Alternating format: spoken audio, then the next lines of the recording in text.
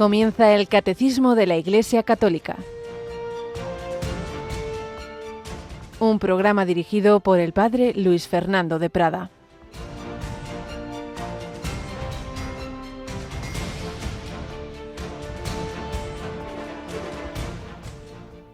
El que escucha estas palabras mías y las pone en práctica se parece a aquel hombre prudente que edificó su casa sobre roca.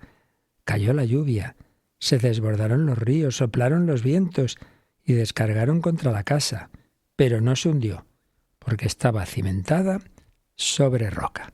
Alabado sean Jesús, María y José. Muy buenos días en este jueves de la primera semana de Adviento, 4 de diciembre de 2025, recuerdo de San Juan Damasceno, recuerdo también en nuestro comentario del Catecismo, ayer hablábamos de San Francisco Javier, era su fiesta y hoy recordaremos cómo fue su preciosa muerte, y todo en este tiempo de la novena de la Inmaculada, en este final del año jubilar de la esperanza, todo motivos de esperanza y de alegría, y además hoy víspera de primer viernes de mes.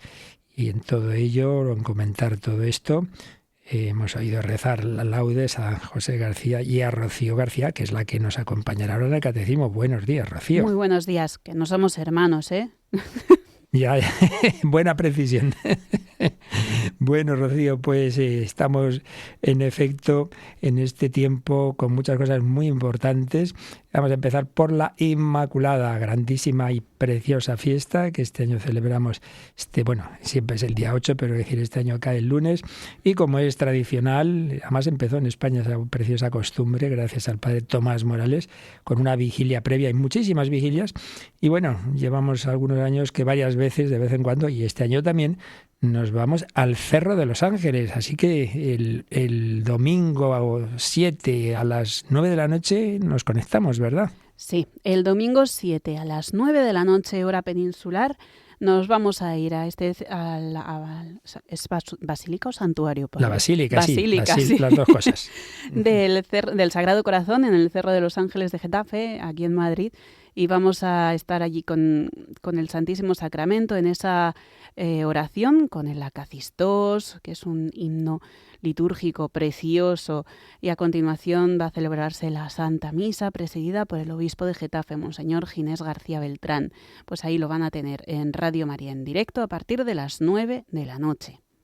Una diócesis que tiene un coro estupendo en el que tú lo conoces bastante bien, sí. Porque cuando no tenías tantos niños cantabas ahí, ¿verdad? Sí, es una experiencia preciosísima, de verdad. Y si pueden sintonizar o incluso asistir, es todo un momentazo de oración. Pues la vigilia, pero eso lo vamos preparando con nuestra novena, que estamos rezando todas las tardes, ¿verdad? A las 8 menos 10 de la tarde, más o menos, 7 menos 10 para nuestros oyentes canarios, esa oración, que ya estamos en su 6º día.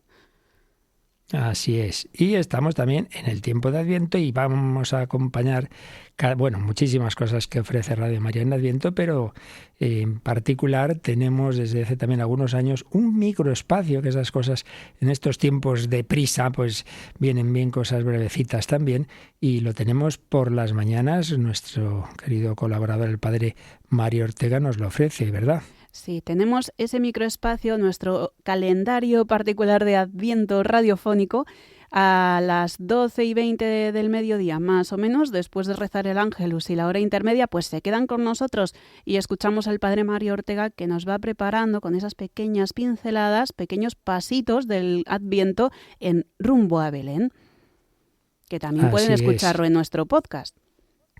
Desde la mañanita ya lo tenéis en el podcast, porque se nos quejaban algunos, ay, yo es que ahora no puedo, estoy trabajando. Claro, natural, hace muy bien.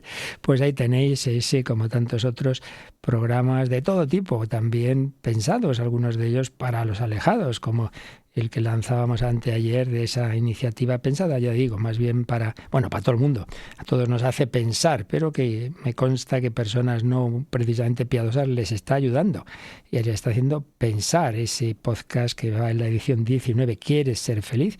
El de esta semana, pues muchísimas personas lo están compartiendo. Pero queda por decir algo que tenemos todos los meses y que justamente es esta noche, porque estamos en víspera de primer viernes de mes. Y por tanto, a las las 11 de la noche, las 10 en Canarias, nos vamos a poner ante el Santísimo Sacramento, que estará expuesto en la capilla de nuestros estudios, para vivir esa hora santa con el Señor Eucaristía. Le acompañaremos a este corazón de Jesús, pondremos a los pies del altar las intenciones que nos han hecho llegar hasta ahora y, por supuesto, ya el Señor lee los corazones y también estarán todas sus intenciones, aunque no nos las hayan podido enviar. Y además recordamos y pedimos que hoy no llamen porque ya se ha cerrado esa lista, porque es que son tantas cosas que hay que preparar y los que recopilan esas intenciones lo cierran ya la víspera, el miércoles. Por tanto, el Señor sabe las intenciones. Si no has llamado, no pasa nada, no llames, porque lo único que se va a conseguir es bloquear el teléfono sin poder hacer ese tomar nota, que toma nota el corazón de Dios. Lo importante es eso, que oremos esta noche, 11 de la hora peninsular, 10 en Canarias. Bueno, pues vamos a entrar de nuevo en la continuación de dos pinceladas que podríamos estar años hablando de la vida de San Francisco Javier, pero en este contexto del orden sacerdotal. En el catecismo estamos tratando del sacerdocio.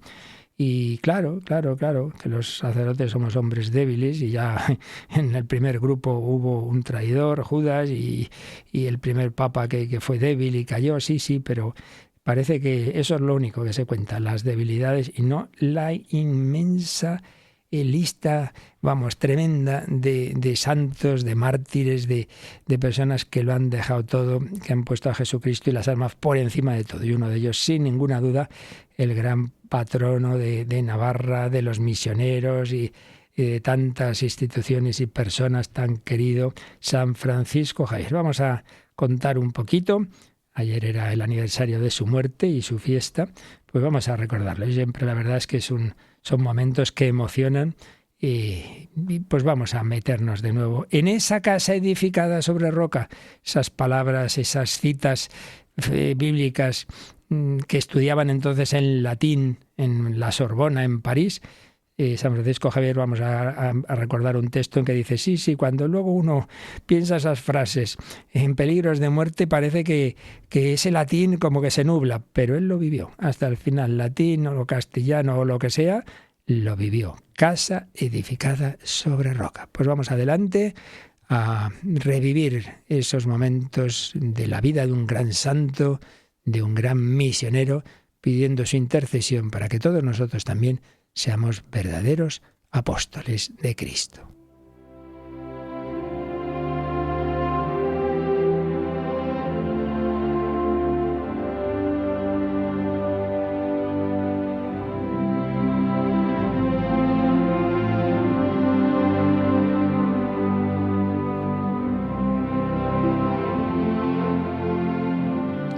San Francisco Javier. Vamos sencillamente a recordar una de sus párrafos de una carta, cuando habla de unas islas donde decidió ir, todo el mundo le decía que no fuera, por favor, que ahí eran malísimos, que todos los que llegaban los mataban, se los comían, en fin, le asustaron un montón. Y él decía que muy bien, pero que no iba a dejar de ir. Y escribe así: determiné de ir a las islas del Moro por socorrer en las cosas espirituales a los cristianos, ofrecido a todo peligro de muerte, puesta toda mi esperanza y confianza en Dios nuestro Señor, deseando conformarme, según mis pequeñas y flacas fuerzas, con el dicho de Cristo nuestro Redentor y Señor, que dice: quien quisiere salvar su vida la perderá, mas quien perdiere su vida por amor de mí, la encontrará. Y aunque sea fácil de entender el latín, cuando el hombre viene a particularizarlo, para disponerse a determinar perder la vida por Dios para hallarla en Él, se hace tan oscuro que el latín, siendo tan claro, viene a oscurecerse. Y en tal caso, me parece que sólo aquel lo viene a entender a quien Dios nuestro Señor, por su infinita misericordia, se lo quiere declarar. Pues sí, a Él se lo declaró, y luego cuenta que fue a las islas y en vez de todo lo que le habían dicho, os cuento todo esto para que sepáis cuán abundosas islas son estas de consolaciones espirituales, porque todos estos peligros y trabajos, tomados voluntariamente por solo amor y servicio de Dios nuestro Señor, son tesoros abundosos de grandes consolaciones espirituales, en tanta manera que son islas muy dispuestas y aparejadas para un hombre en pocos años perder la vista de los ojos corporales por tantas lágrimas consolativas. Nunca me acuerdo haber tenido tantas. Así que un montón de consolaciones le dio Dios nuestro Señor por haberse jugado la vida, por haberse arriesgado e ir a esas islas en peligro de muerte. Bien, pues vamos ya al final de la vida de Javier, su última ilusión, después de haber estado en la India, de haber recorrido varias islas, de haber estado en Japón. Su último objetivo fue China, porque le habían dicho que realmente si se conquistaba China, China influía mucho culturalmente, entonces sería un punto muy importante para la evangelización de Oriente. Pero no hay manera, es peligrosísimo entrar, está prohibido, podrían detener a quien le llevara, le prometen que le llevan, se queda en una isla esperando un barquito, una barquichuela de uno que a cambio de un pago pues le iba a llevar, pero nada. Pues vamos a ver cómo cuenta Javier y cómo cuenta quien le acompañaba esos últimos días de este grandísimo misionero que edificó su casa sobre roca. A Ferreira lo despedí de la compañía, pues no es para ella. El intérprete que os escribía que quería ir conmigo se quedó por miedo. Vamos, con la ayuda de Dios, Antonio y Cristóbal y yo. Rogad mucho a Dios por nosotros, porque corremos grandísimo riesgo de ser cautivos, pero nos consolamos con pensar que mucho mejor es ser cautivo por solo el amor de Dios que libres por huir de los trabajos de la cruz. Madre mía, qué frase. La escribía unas semanas antes de morir, el 12 de noviembre de 1552. Y en su última carta escribe: Sabed cierto una cosa y no lo dudéis, que en gran manera le pesa al demonio que los de la compañía del nombre de Jesús entren en China. Esta nueva cierta os lo hago saber desde este puerto de Sanchón. No pongáis duda, porque los impedimentos que me tiene puesto y pone cada día, nunca acabaría de escribíroslos. Pero sabed cierto una cosa, que con la ayuda, gracia y favor de Dios, confundirá al demonio, que será gloria grande de Dios. Por una cosa tan vil como soy yo, confundir una opinión grande como es el demonio. Bueno, pues estamos a mediados de noviembre, está en la isla de Sancián, esperando que llegue allí quien le había prometido un barquito para llevarle con Antonio el Chino y Cristóbal el Malabar. El resorte, mantenido por la esperanza, cede de golpe. Javier cae enfermo. Es el lunes 21 de noviembre. Un amigo le hace una sangría, pero no puede soportarla y el paciente yace exánime sobre unas esteras. El Malabar se desentiende de él, pero el Chino asiste fielmente en nombre de su pueblo, sin saberlo, a aquel cuyo ejemplo arrastrará a los futuros apóstoles hasta Pekín. Y estos recuerdos nos transmite Antonio el Chino. Puestos los ojos en el cielo, con un rostro y semblante muy alegre, hacía grandes coloquios en voz alta con nuestro Señor. Lo que le entendí fue repetir muchas veces: Jesu fili David, miserere mei. Jesús, hijo de David, ten compasión de mí y apiádate de mis pecados. Así estuvo hasta el lunes 28 de noviembre, que fue el 8º día de su enfermedad, en que perdió el habla y estuvo sin ella 3 días, hasta el jueves a mediodía. Al cabo de ellos tornó a hablar y a conocer, y lo más que se le oía era nombrar a la Santísima Trinidad, de quien siempre fue muy devoto, y repetir: Jesús, hijo de David, tened misericordia de mí. Oh Virgen, Madre de Dios, acordaos de mí. Con estas y semejantes palabras en la boca estuvo hasta el viernes en la noche, y un poco antes que amaneciese, yendo desfalleciendo, le puse la candela en la mano y con el nombre de Jesús en la boca, dio su alma y espíritu en las manos de su Criador y Señor, con gran reposo y quietud, y quedando su cuerpo y rostro con un semblante muy apacible y con un color sonrosado, fue su alma bendita a gozar de su Creador y Señor.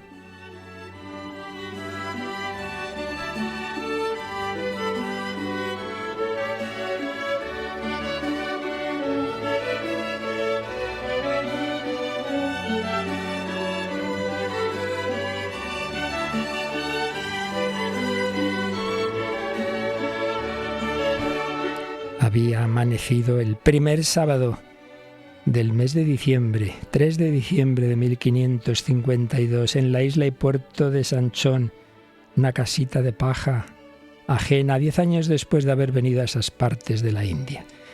Y vamos a recordar cómo poéticamente lo ponía, lo escribía en su preciosa obra teatral José María Pemán, El Divino Impaciente. Evidentemente no es que fueran estas palabras tal cual las que dice Javier, pero sí están totalmente inspiradas en su pensamiento. Dice Javier: ahora sí que, hermano Pablo de Santa Fe, ya mi cuerpo se me niega a obedecer al alma. Veo que esta playa será de mi senda término. Morirse viendo las costas de China, que eran mi anhelo, sin entrar en ella, como Moisés murió en el desierto, con la tierra prometida, que era todo su deseo, tan cerca de sus miradas y de sus manos tan lejos. Padre, no diga estas cosas. Pablo, déjame un momento. Y ora, Javier, postrado a tus pies benditos, aquí estoy, Dios de bondades, entre estas dos soledades del mar y el cielo infinitos. Con sal en la borda, escritos fracasos de su poder, vencida de tanto hacer frente al mar y a su oleaje, ya va a rendir su viaje la barquilla de Javier. Te confesado hasta el fin con firmeza y sin rubor, no puse nunca, Señor, la luz bajo el celemín. Me cercaron con rigor angustias y sufrimientos, pero de mis desalientos vencí, Señor, con ahínco. Me diste 5 talentos y te devuelvo otros 5. Bendice, ahora que se gasta mi luz, a Ignacio y Loyola. Cuida a mi gente española. Y si algún día mi casta reniega de ti y no basta para aplacar tu poder, en la balanza poner sus propios merecimientos, pon también los sufrimientos que por ti sufrió Javier. Morir cuando queda tanto que hacer en tu obsequio. Señor, en ti espero, sí, no me ocultes tu rostro, ya va a buscarte tu siervo. En ti, Señor, confié, no quede yo confundido eternamente.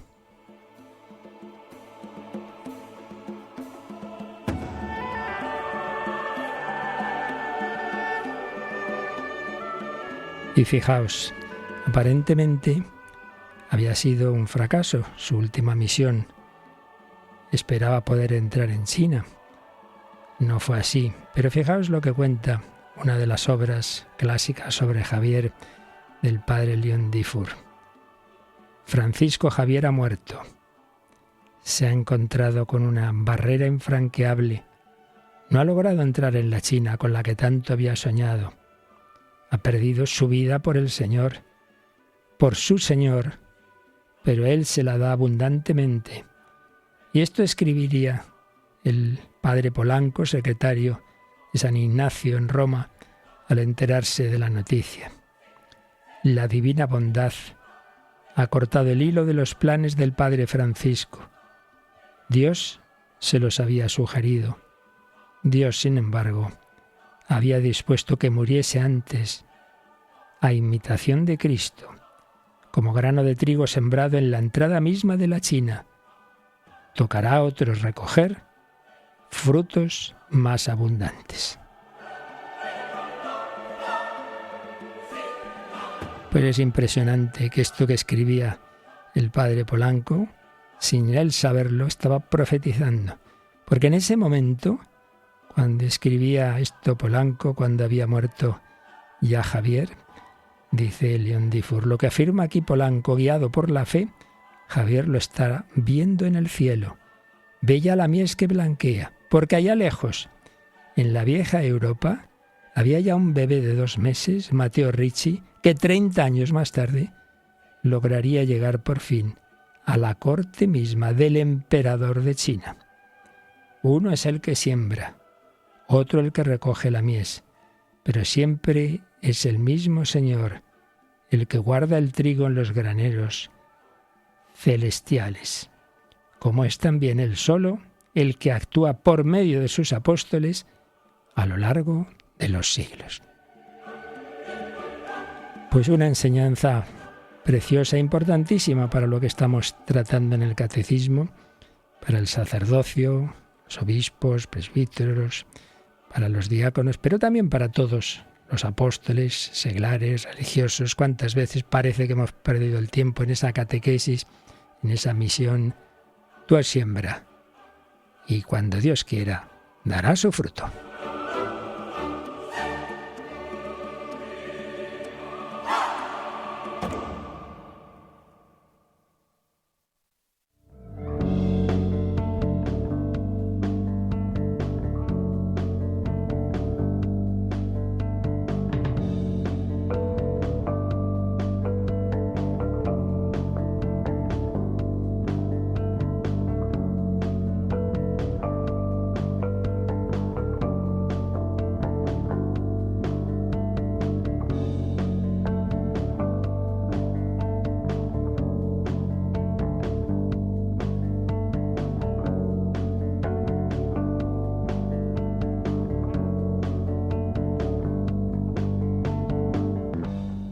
Bueno, pues un ejemplo vale más que 1000 palabras.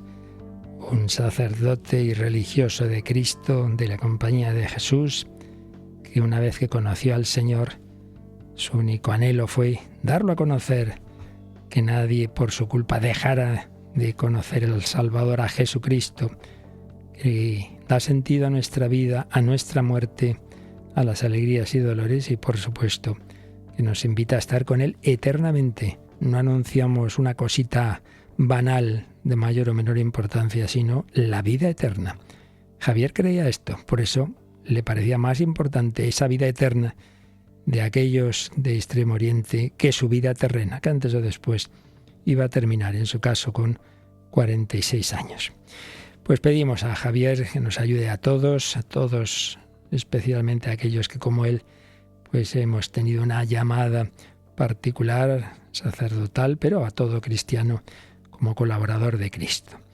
Y estábamos, en efecto, en esa vocación que también tuvo Javier del sacerdocio, viendo los 3 grados del sacramento del orden. Los 2 primeros, la plenitud del sacerdocio que se da en el episcopado y el presbiterado, es propiamente hablar eso de sacerdocio. El tercero se comunica por este sacramento del orden, la imposición de manos, el diaconado, pero no es propiamente sacerdocio, va por otro lado, por ese ministerio de servicio.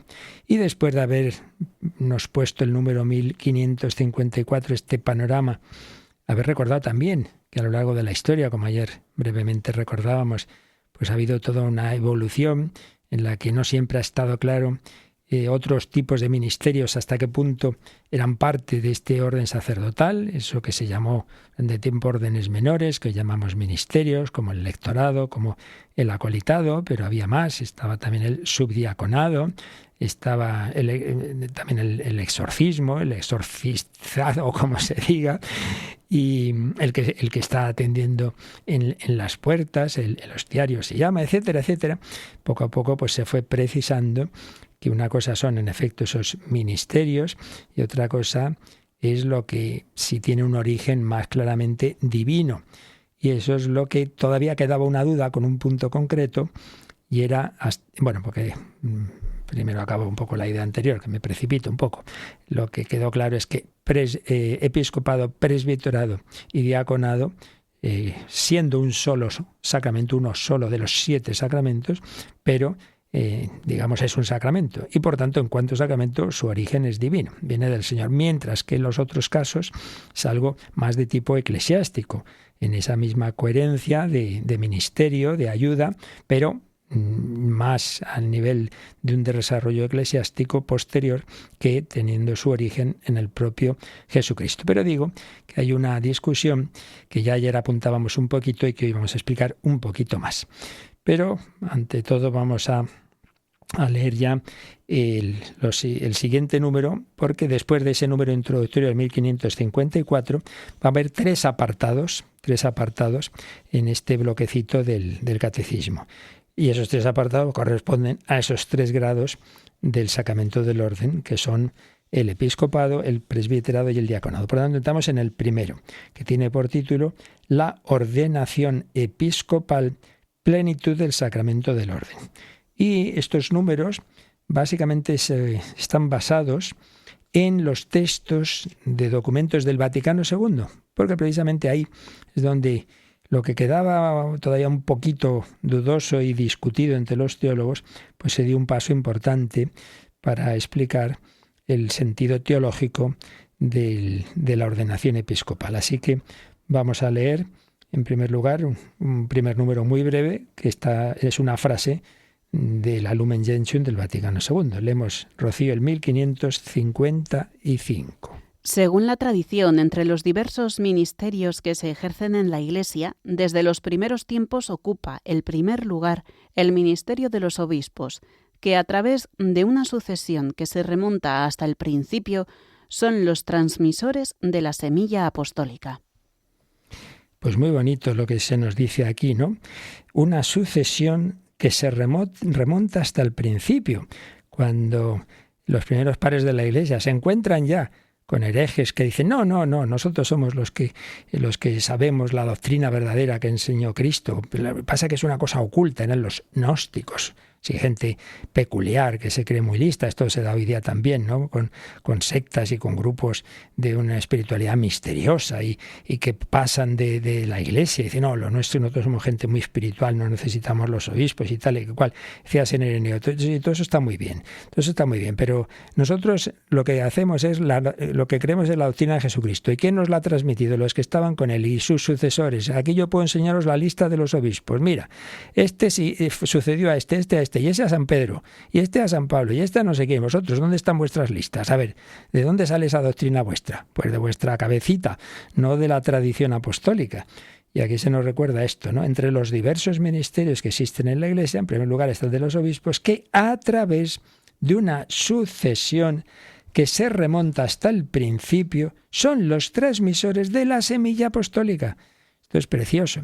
Hay una semilla, la semilla de la revelación, que a su vez es plenitud, culminación de todos los siglos de revelación de Dios, desde el origen de la historia, y cómo esa revelación de Dios oral, a través de acontecimientos y de palabras, de profetas, etcétera, por su misma inspiración fue quedando plasmado lo esencial en la Sagrada Escritura, en lo que llamamos el Antiguo Testamento, pero todo ello preparando el momento central de la historia, la encarnación de la palabra, del Verbo, ya no palabras dichas por un profeta, sino palabra hecha carne en Jesús, plenitud de la revelación de Dios. Pero a su vez, ¿cómo nos llega la enseñanza, la vida de Jesús, sus palabras, sus hechos? Pues a través de los testigos, los apóstoles, los que estaban con ellos, sus colaboradores, y todo eso nos llega por 2 cauces. En primer lugar, la propia tradición, la enseñanza, la predicación, la liturgia que se celebraba. La Iglesia empieza su vida, su existencia, antes de empezar a escribir. Jesús no dice, id y escribir libros. Luego se hizo,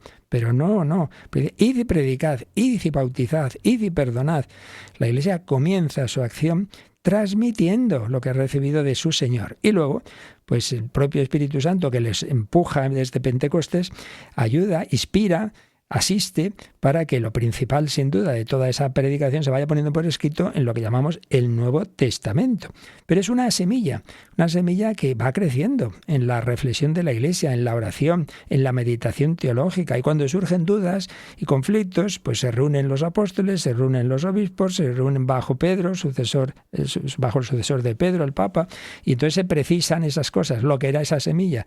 Pues muchas veces que se va viviendo, pero no hay esa certeza muchas veces de los límites concretos de una doctrina, pues cuando hace falta se precisa. Y eso es lo que va ocurriendo en el magisterio de la Iglesia, en los concilios, como el primer grandísimo concilio ecuménico de Nicea, al año 325, y bueno, todos los demás. Y en este caso, ya vimos ayer que fue importante el concilio de Trento, frente a la deformación de muchos sacramentos, también este del orden, que se dio en la ruptura luterana y protestante.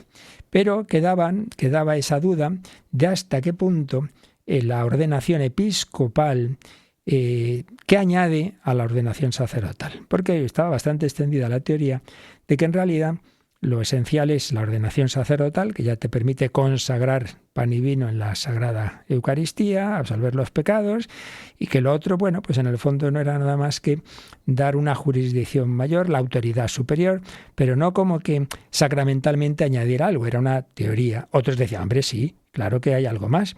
Bueno, pues esto es lo que en el Vaticano II pues se va a enseñar, que no es puramente la ordenación episcopal, no es puramente un dar una mayor autoridad, un poner en el número uno de la jerarquía, sino más. Por eso el Vaticano II, en la Lumen Gentium, dice esto: enseña este Santo Sínodo que en la consagración episcopal se confiere la plenitud del sacramento del orden, llamada en la práctica litúrgica de la Iglesia y en la enseñanza de los santos padres, sumo sacerdocio, cumbre del ministerio sagrado. Por tanto, el sacerdocio en plenitud se da en el episcopado.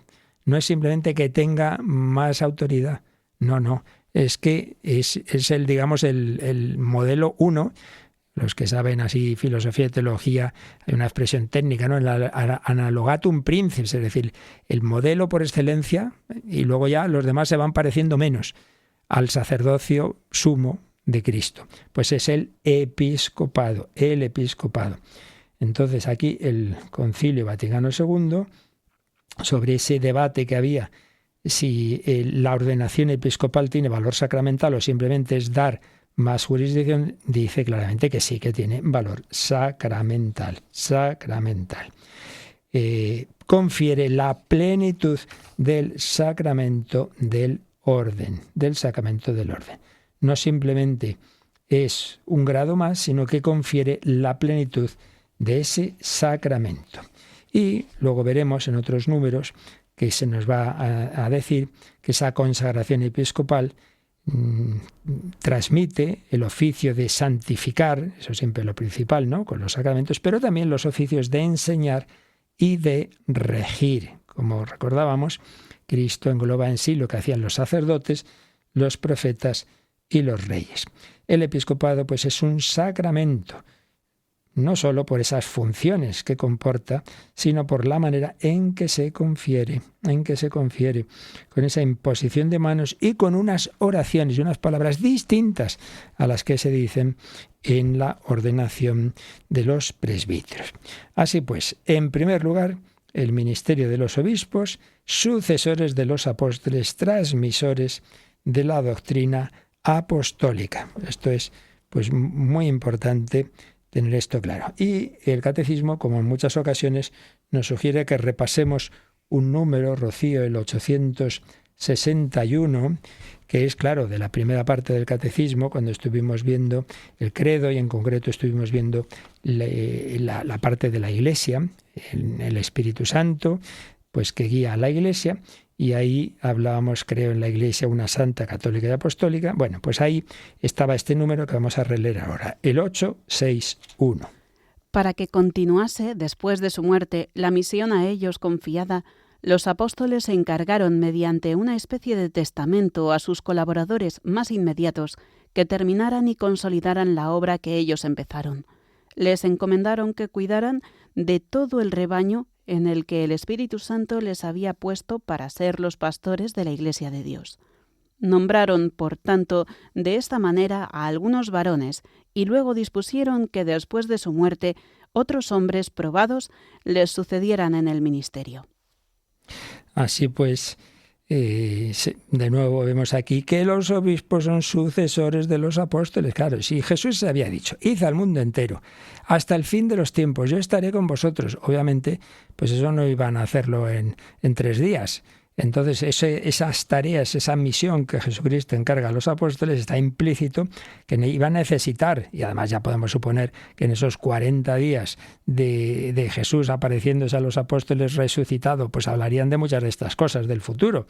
Y entonces entraría ahí también esto que es de sentido común, que necesitarían sucesores. Ellos ya ven que va pasando el tiempo, que empiezan a morir, que pronto ya cae el primero, nuestro querido Santiago apóstol, después del primer diácono, San Esteban, y bueno, pues aquí son necesarios sucesores. Por eso, para que continuase después de su muerte esa misión confiada a los apóstoles, ellos se encargaron a sus colaboradores más inmediatos que terminaran y consolidaran esa obra que ellos empezaron, y les encomendaron que cuidaran de ese rebaño donde Dios les había puesto de pastores.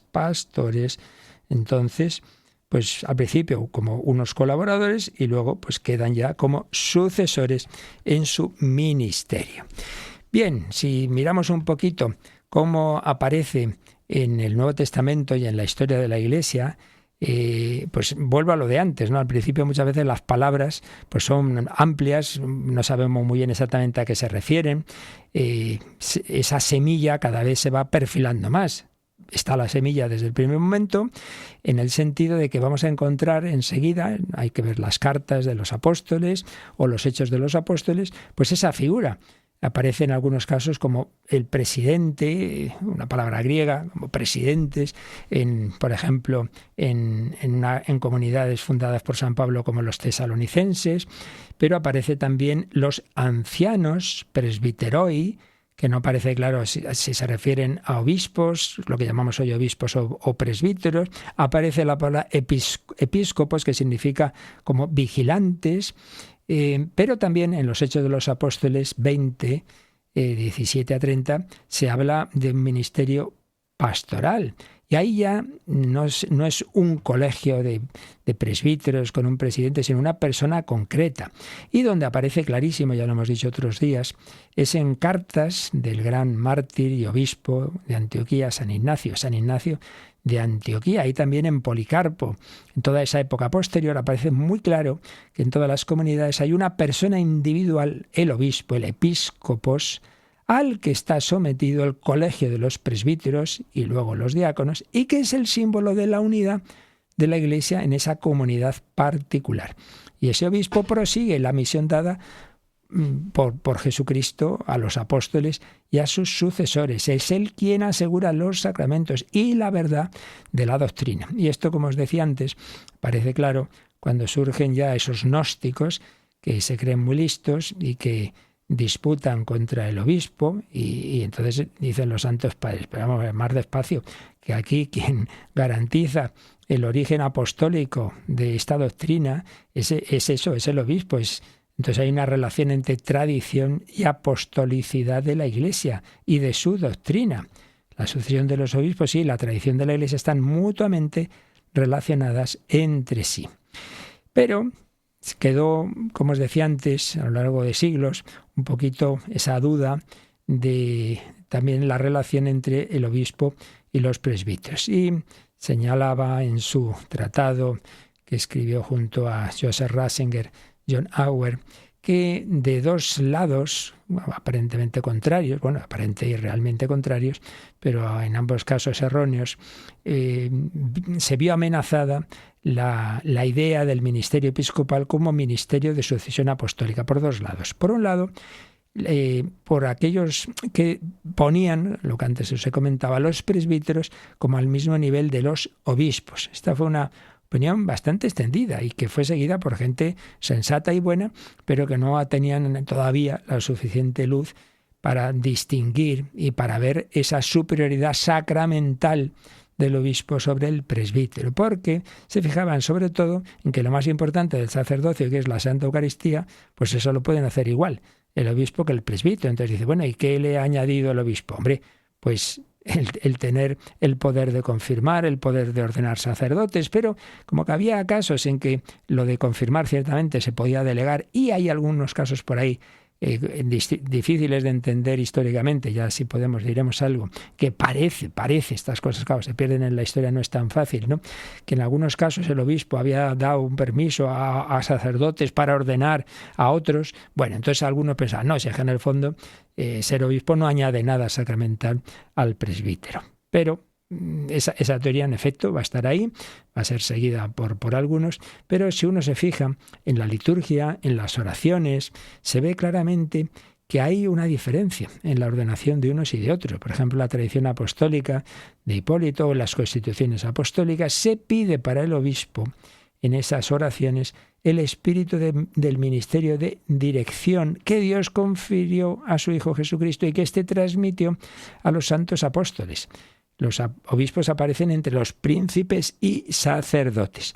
Pero ahí quedó esa otra teoría que seguían algunas personas importantes, como Pedro Lombardo, como Alejandro de Ales.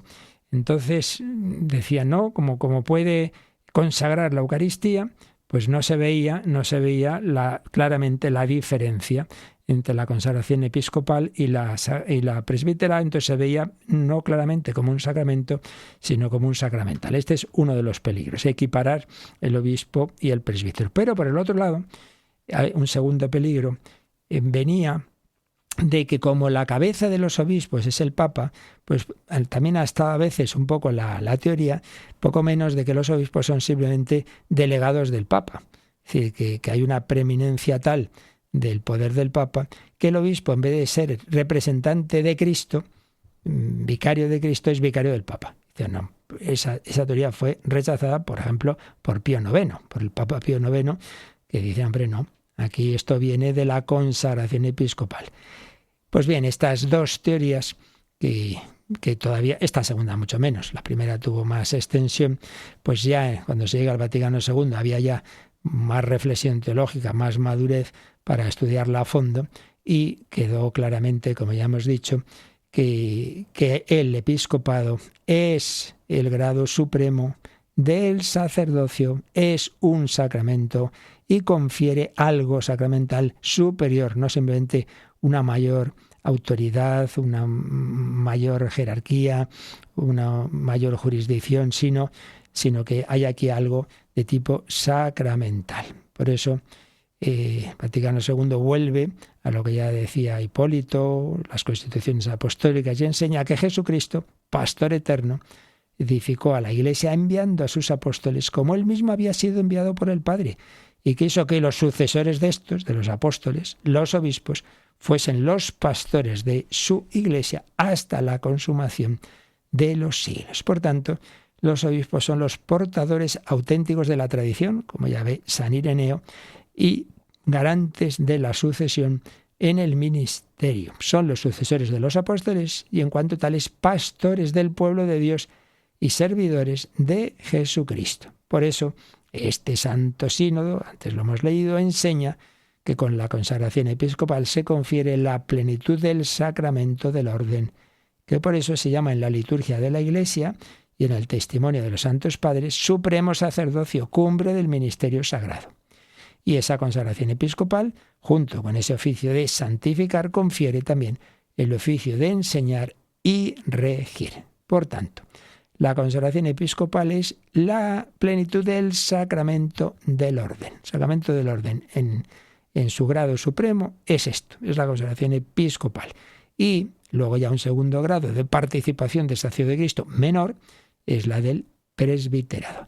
Y luego ya está el diaconado, que se confiere por sacramento del orden, pero no es propiamente sacerdocio, y todo lo que en la historia ha habido de órdenes menores o ministerios, pues son eso, ministerios, participaciones, ayudas, pero ya es algo distinto de un sacramento que, como todo sacramento, pues en la doctrina de la Iglesia se refiere a Jesucristo, no es simplemente una institución de la Iglesia.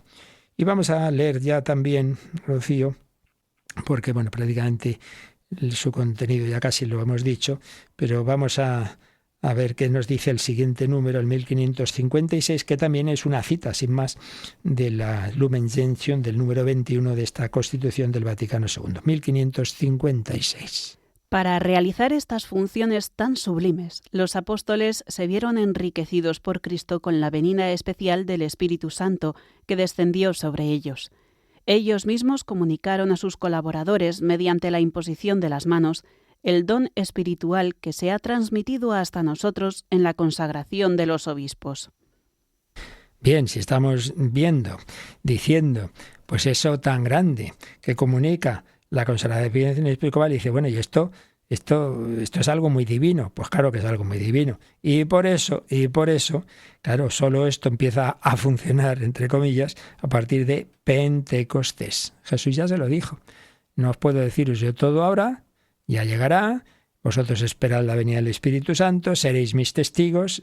Pues eso, esperaron y rezaron y estaban ahí en el cenáculo, y ahí hay esa efusión del Espíritu Santo. Nada más recibirla, ya empiezan su ministerio, ya hacen la primera gran predicación. Madre mía, y no solo predicación, sino un bautismo que se convierte en, no me acuerdo si son ahí 3.000 o 5.000, y ¿qué tenemos que hacer? Bautizaos. Empiezan ya ahí los apóstoles a realizar su ministerio. Entonces, todo esto no lo hacen los apóstoles y luego sus sucesores porque sean muy listos, sino porque se vieron enriquecidos por Cristo con la venida especial del Espíritu Santo que descendió sobre ellos. Ah, sí, pero eso fueron solo los apóstoles.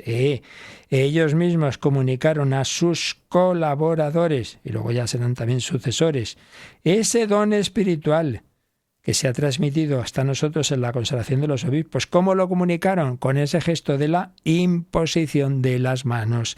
Un gesto que ya existía en el Antiguo Testamento, transmisión de poderes, unos poderes que son eso, pues un carisma espiritual que han recibido en Pentecostés. Pues ese carisma se transmite y aparece ya en el Nuevo Testamento claramente, en Hechos de los Apóstoles, en Cartas de los Apóstoles, esa imposición de manos. Y nos sugiere el Catecismo también que repasemos el número siguiente al que antes hemos repasado. Antes veíamos el 861, pues vamos a terminar leyendo el 862, que remata esta idea de los obispos como sucesores de los apóstoles. Vamos con él. Así como permanece el ministerio confiado personalmente por el Señor a Pedro, ministerio que debía ser transmitido a sus sucesores, de la misma manera permanece el ministerio de los apóstoles de apacentar la Iglesia, que debe ser ejercido perennemente por el orden sagrado de los obispos. Por eso la Iglesia enseña que por institución divina los obispos han sucedido a los apóstoles como pastores de la Iglesia. El que los escucha, escucha a Cristo. El que en cambio los desprecia, desprecia a Cristo y al que lo envió. Bueno, yo creo en Dios, pero no en la Iglesia. Pues hijo, si crees en Jesucristo, Jesucristo ha dicho, el que me escucha a mí, escucha al Padre. El que os escucha a vosotros, me escucha a mí. Entonces, es el propio Señor, el apóstol del Padre, quien escucha a Cristo está obedeciendo al Padre, y Cristo envía a los apóstoles, quien escucha a los apóstoles se escucha a Cristo. Y los apóstoles tienen esos sucesores, porque el Señor ha encomendado a uno no una tarea para 30 años, sino hasta el fin de los tiempos, hasta que Él vuelva. Entonces este número, que está tomado de la Lumen Gentium 20, nos recuerda eso, que esa sucesión apostólica son los obispos los que suceden a los apóstoles. Y el obispo sucesor de Pedro, pues el que llamamos el Papa, pues a su vez recibe ese carisma particular, esa preeminencia. Ahí sí que hay no es, digamos, un sacramento, la consagración del Papa, no es un sacramento distinto al es el episcopado, pero el episcopado del sucesor de Pedro en Roma. Y eso le da esa autoridad de estar en la cabeza de ese colegio apostólico, colegio episcopal, del que ya hablaremos el próximo día. Bueno, pues se nos ha acabado el tiempo, pero nos queda unos minutitos para agradecer todo esto, para agradecer que el Señor, que es el Señor, el que no nos abandona, el que prolonga su actuación, no solo porque interiormente, por supuesto, siempre lo principal, esa luz interior del Espíritu Santo y tu diálogo personal con Cristo, sí, pero ahí puede uno montarse su película, como los gnósticos. Por eso necesitamos también ese pastoreo externo a través de los sucesores de los apóstoles, que garantizan esa doctrina recibida de él en esa sucesión apostólica y esos dones, esa validez de los sacramentos. Porque ese don del Espíritu Santo de Pentecostés, pues eso se va transmitiendo de generación en generación por la sucesión apostólica. Quien a vosotros escucha, a mí me escucha. Agradecemos a Jesús, el buen pastor, que no nos abandona de ninguna de las maneras, y tantos obispos y sacerdotes santos. Hoy hemos recordado ese final heroico de la vida de San Francisco Javier, pero como él, cuántos santos pastores. Damos gracias al buen pastor por todo ello y pues recemos y encomendemos a todos, los pastores, al Papa, los obispos, presbíteros, todos los que estamos llamados a colaborar con el buen pastor. Tenemos estos últimos minutitos de oración y también, si queréis, de vuestras consultas. Están escuchando el Catecismo de la Iglesia Católica. Participa en el programa con tus preguntas y dudas. Llama al 91005-9419. 91005-9419. Puedes escribir un mail a catecismo@radiomaria.es o escribirnos un mensaje al teléfono de WhatsApp 668 594 383. 668 594 383.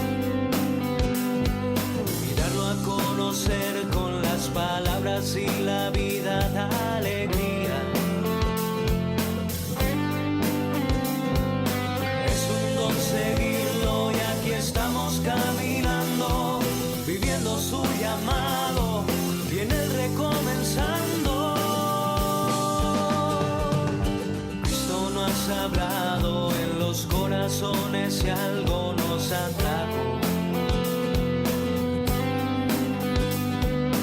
nos ha fascinado su propuesta y aquí estamos asombrados.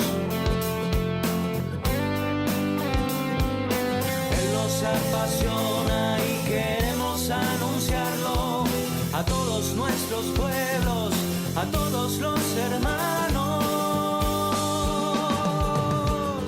Caminemos con Jesús para dar vida a los pueblos. Somos sus discípulos y Él nos hace misioneros para que todos los pueblos tengan vida en Él. Tengan vida en Él. Tengan vida en Él.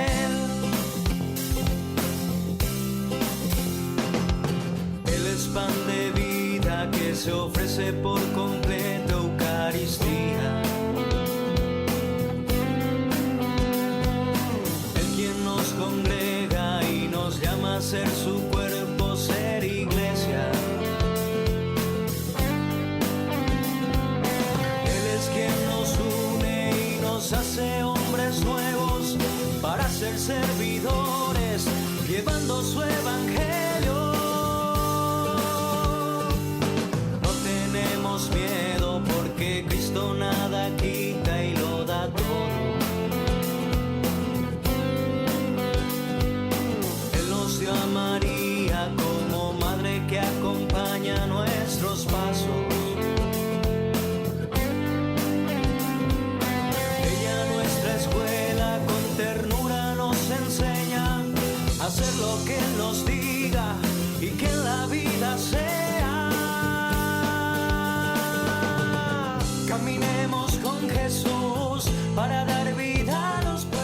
Caminemos con Jesús, extendamos su palabra. Sí, los pastores, sucesores de los apóstoles, van guiando al pueblo, pero todos tenemos que colaborar también en Radio María. Hace unos días enviaba a nuestros compañeros de voluntariado la felicitación por el cumpleaños a uno de nuestros oyentes, José Francisco Rivera, y nos respondía a su hijo: soy su hijo, os comunico que mi padre falleció el 24 de noviembre y hasta el último día siempre estaba escuchando Radio María. Rezad por él. Gracias y un fuerte abrazo por la labor que hacéis. Pues tú también, querido oyente, colaboras a esta labor con tu oración, con tus sacrificios, hablando de Radio María a otros. Es un apostolado muy sencillo. Oye, ¿no has oído Radio María? Prueba, hombre, pruébala, escúchala unos días. Y cuánto bien hace.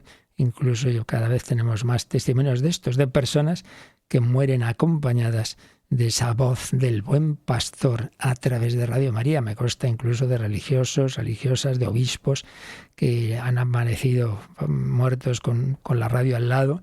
Pues sí, esa voz del buen pastor que se transmite también a través de esta radio, que recibe cada vez más impulso de obispos del mundo entero. No sabéis la de peticiones que hay en países de otros continentes. Particularmente estamos mirando cada vez más hacia Asia, donde miraba Francisco Javier y donde todavía menos ha llegado el Evangelio.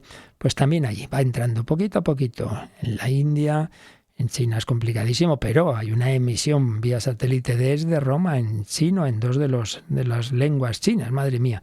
Pues ahí estamos y pedimos también vuestra ayuda, vuestra oración para todo ello. Pues pedimos la intercesión de los santos pastores. Hemos recordado esa muerte preciosa de San Francisco Javier, de él y de todos los santos que intercedan por nosotros. La bendición de Dios Todopoderoso, Padre, Hijo y Espíritu Santo, descienda sobre vosotros. Yo recuerdo que esta noche, hora santa, a las 11:10 en Canarias. Alabado sea Jesucristo.